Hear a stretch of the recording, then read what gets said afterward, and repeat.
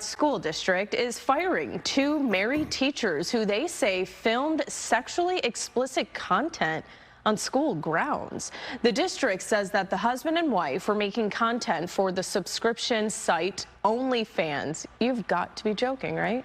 The school told parents that the students had been sharing material involving a staff person, but it was not filmed during school hours. Still very inappropriate.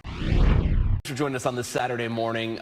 This is an interesting one. A Payson driver is facing multiple charges. Yeah, some would even call it a real hoot, right? Not to make light of it, you have to go there. Officers found an owl in the passenger seat after pulling a man over for suspicion of drinking and driving. Okay. Payson PD, wait till you see the pictures, says the man was high on meth when they pulled him over Wednesday morning. Officers walked up to the car. They saw the bird riding shotgun. That's according to police. There it is. He was just in the car. Just riding shotgun. Reporters told officers that he bought the owl at a local gas station. I'm not sure which part is crazier. The fact that the owl is riding shotgun, or that he bought it for $100 at a local $100? Yes. So it is illegal to transport, possess, or buy and sell wildlife in Arizona. Wow. Yeah. Okay. And Payson police actually posted on Facebook saying that we would like to take this opportunity to encourage the public not to use meth, or you too may find yourself illegally purchasing a wild owl for $100 in the middle of the night from strangers at a local gas station. The man faces several charges. The owl is in the care of Arizona Game and Fish Department. Very specific. Make of it what you will. Now on to a Fox 10 News alert. Phoenix police investigating an overnight shooting. It happened at a Circle K. Yeah, Desiree Flewellen is live on scene. This is 35th Avenue and Greenway with the details from overnight. Desiree?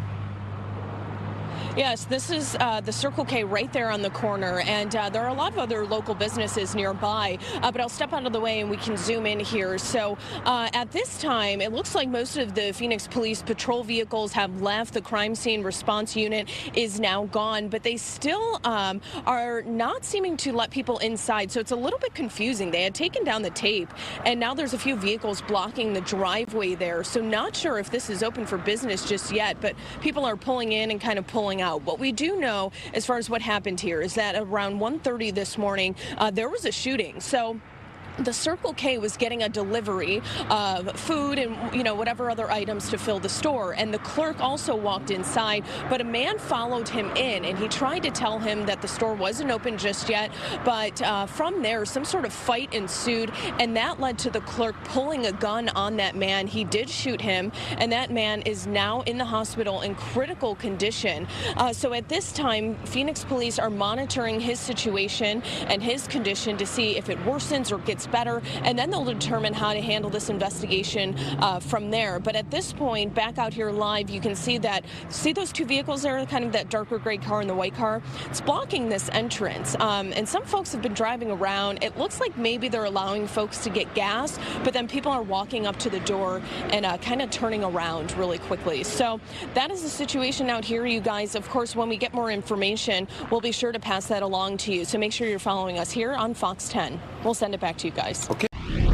First at 5 tonight, an investigation is underway after a body was found in a Phoenix canal. This turned up Sunday near 7th Avenue in Dunlap. Tonight, Phoenix police will only call it an ongoing investigation, but the victim's family insists this was no accident.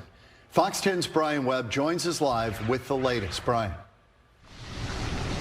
Hey guys, Jose Jimenez is well known in the Valley's food industry, working at several restaurants over the years, including this commercial kitchen behind me. But his shift here late Saturday night would turn out to be his last. Jose Jimenez spent his adult life as a cook, mentor, husband, father, and grandfather. But his life ended at the bottom of a canal, covered in confusion, at least for his family. That's, again, something just is not sitting right with me on this. The 47-year-old got off work late Saturday night near 7th Street and Dunlap.